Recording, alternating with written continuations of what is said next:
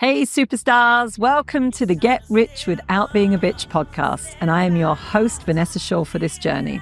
We're going to be challenging some stereotypes, shattering glass ceilings, really looking at what it takes to live richly and to design a business that's going to support the life that you really want to be living. I'm going to be sharing lots of tips, tools, and strategies along the way, and I can't wait for you to join me on this journey. Hey superstars, welcome back to another episode of Get Rich Without Being a Bitch. Today's episode is going to be a bit of a juicy one, and I think a very practical one for you too as well. If you've been listening along and tapping into some of these episodes, you will have heard me talk about raising your prices. It's an important part of growing a business. My fees are completely different to when I started out, thank goodness. Otherwise, I would not be where I am at today. So pricing is always something that we have to look at. And I also know that there's a lot of fear around raising prices, and particularly when we get no's. So just to back up around that for a little bit, I want to give you another tip though as well, is if you are just getting 100% yeses to your current prices, or like really, really high percentage, it probably is time to raise your prices and or your fees, right? That's one of the indicators. We're getting so many yeses. It's not always a good thing, right? It just means that you're possibly avoiding some discomfort, possibly not working with your ideal champagne clients. You're kind of playing a little small as well. And as I say, you're going for the easy money as opposed to the dream money that you could be getting in your business. But let's assume that you have raised your prices or your fees, and now you're into some conversations and you start to get no's. What do you do? Well, I can tell you what most women are tempted to do. Most women are tempted to negotiate, to discount, to kind of counter offer at that point. And they start to go into doubt. Oh my gosh, perhaps this is it. I've now priced myself out of this mysterious market, this whole market thing that nobody really knows what that even really means, but it's the language that we use. And as I say, the temptation there is to backtrack. Oh, I didn't really mean it. No, you can do it for this instead. I can tell you that will be such a big mistake, and that will really keep you in a trap. So what do we do instead? There's a few things that you can do, frankly. Now, I am not opposed to digging back in when we get a no and seeing, was there a part of the offer that was made that you could potentially remove and make a counter offer, but it's a grounded, smart counter offer that actually gets a client started. Let's just imagine, again, this happens in my own business, right? We have year-long programs. A year-long program might be, they might feel all very excited about that. And then all of a sudden it's like, I don't know. Now I feel a little scared, and a year-long feels like a big commitment, right? So instead of a year-long commitment, what might be the way that we get started so that we actually help our clients get some quick wins under their belt, right? And then with a view to coming into the year-long program, right?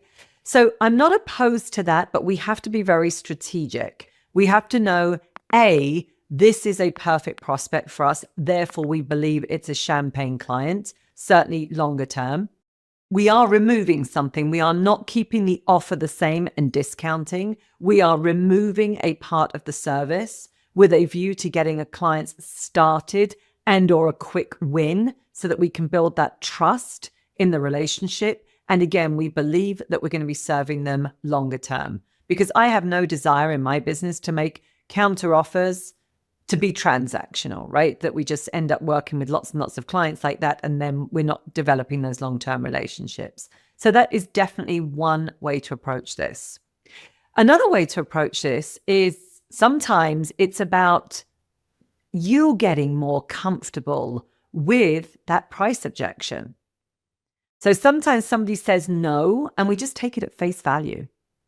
Oh, I can't afford that. That's too expensive, right? And we immediately take it at face value. It's almost as if we feel relieved that we no longer have to have this conversation, and we just cut it off right there. But again, what I share with our clients is I think that these are great places to practice getting comfortable in that uncomfortable conversation and not to immediately flee it. So again, what are some of those questions that you can ask? Oh, tell me more about that. Oh, that's too expensive. Tell me more about that. Did you have a budget in mind for this?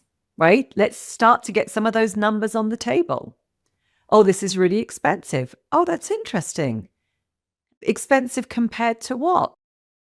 Right? I mean, there's lots of different ways that we can actually have that conversation. The other place to look as well is frankly celebrating the no's. And I know that sounds highly counterintuitive, but especially if you've been getting a lot of yeses as well, celebrating the no's. This may well be a beer client that just self-selected out of your business. And you are going to be really grateful to be not working with them. Now, I can tell you that, again, ways to think about this is in the moment, you might be feeling that sting, the disappointment, the promised sale that's not coming through, all of those things. Perhaps you've been doing a lot of nurturing to get to this point. I totally get it. But one thing I have learned to be true, especially discerning between, let's say, beer clients and our champagne clients, is I might be feeling that sting in the moment and I sleep on it and the next day I've pretty much moved on. For me, that is a really clear indicator that this wasn't a champagne client.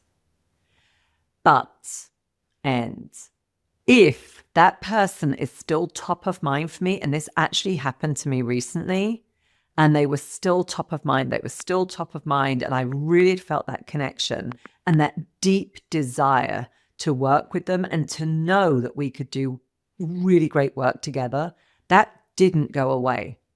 Ladies, you might relate to this, but sometimes I think we have the same thing when we go shopping and we like see the fancy pair of shoes or the purse or the outfit, and we're like, no, I'm going to be really smart about this. I'm going to walk away. But if I'm still waking up in the morning and it's on my mind, like, it's mine, it's got my name all over it. And that happened to me recently with a client. By the way, days went by and we got back into conversation. And I was like, no, I am going to make a counteroffer because I really know full well that we can do some great work together. So sometimes we're celebrating, right? It's just like that beer client has self-selected out, and this is really a good thing. But if you wake up and several days go by and that person is still very much top of mind, that's a great indicator for you to be able to reach back out to them and say, hey, I've got some ideas about how we could get started in perhaps a smaller way. Would you be open to it? So I hope you find this helpful today. Super, super practical. Don't be put off by the no's. Some of those no's are really, really a good thing. And I firmly believe as well that when we get some no's, we are making space for more yeses. And we want those yeses to be way more powerful. And frankly, when it comes to building a business that you love and that's going to pay you fabulously as well, we want those yeses to be champagne client yeses too. So as always, please leave a positive review. I'd love to know what's resonating for you today on this episode. Don't forget to hit the subscribe button and please share this with your networks of women. Women need to hear this message. The more of us that are financially empowered, that are getting ahead in business, the more powerful we can be about creating change in our communities, within our families, and in the world around us. I can't wait to catch you on the next episode.